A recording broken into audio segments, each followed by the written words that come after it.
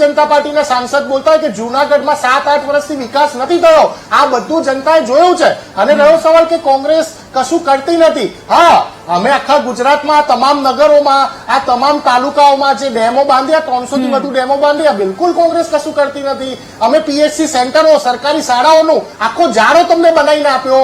જે સરકારી શાળાઓ ટપોટપ તમારા માધ્યમથી બંધ થઈ રહી છે, બિલકુલ કોંગ્રેસ કશું કરતી નથી. તમે જો કે અહીંયા નંદેસરીની વાત કરું, અહીંયા વડોદરાની વાત કરું તો ત્યાં તાલુકા પંચાયતમાં ગઈકાલે રાત્રે અમારા કોંગ્રેસના કાર્યકર્તાઓને બળજબરીથી પોલીસ એમના ઘરેથી પકડીને લઈ જાય, એમના ઉપર 151 કરવાની, અટકાયત કરવાની વાતો કરે. બિલકુલ કોંગ્રેસે પોતાના શાસનમાં આવું કર્યું નથી. એટલે કહેવાની વાત એ છે કે કોંગ્રેસ જયારે 30 વર્ષથી અમે ભારતીય જનતા પાર્ટીની વિચારધારા સામે લડતા હોય ત્યારે મજબૂતાઈથી લડત આપવી પડે. અને હું સ્વીકારું છું કે ઘણા એવા લોકોની માનસિકતા ડગમગી જતી હોય છે, ઘણા એવા લાલચુ લોકો પણ પાર્ટીમાં આવી જતા હોય છે, વર્ષો સુધી પાર્ટી સાથે બંધાયેલા હોય છે, પરંતુ એ ભારતીય જનતા પાર્ટીની લાલચ સામે અથવા ભારતીય જનતા પાર્ટીના ડરની સામે હાર માની જતા હોય છે.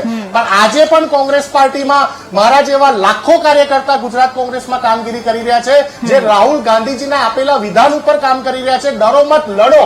અમે નથી ડરતા ભારતીય જનતા પાર્ટીથી, અમે લડીશું, આવનારા સમયમાં પણ લડીશું. કારણ કે કોંગ્રેસનો એક એક કાર્યકર્તા તમને ભારત દેશમાં દરેક બૂથ ઉપર કોંગ્રેસનો એક એક કાર્યકર્તા જોવા મળશે. ભારત દેશના એવા કેટલાય સાઉથના રાજ્યો છે જ્યાં ભારતીય જનતા પાર્ટીનું વજૂદ નથી, પણ ત્યાં મેં એવો સવાલ ક્યારે ઉભો નથી કર્યો કે ભાજપ કશે છે જ નહીં, ભાજપ કશું કરતી જ નથી. અરે ભાઈ, લોકશાહી છે, લોકશાહીમાં હાર જીત તો થવાની જ છે. લડવું ઇમ્પોર્ટન્ટ છે, કેવી રીતે લડવું એ ઇમ્પોર્ટન્ટ છે. અમે મજબૂતાઈથી લડ્યા અને ગુજરાતની જનતાએ આ 67, આ 66